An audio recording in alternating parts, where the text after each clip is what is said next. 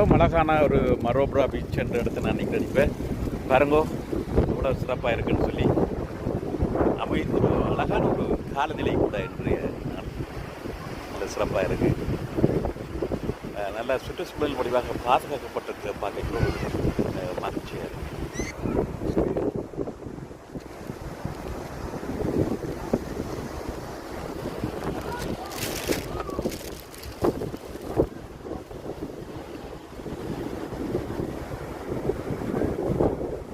இது வந்து மேஜிக் பாயிண்ட்ன்ற இடம். இந்த இடத்து ஷாக் அட்டாக் வந்து கூடுதலாக இருக்குன்னு சொல்லி கிரிட்டிக்கலாக ஒரு வார்னிங் அவதானமாக இருக்கும்படி அந்த இடத்த டவுன் போட்டிருக்கு.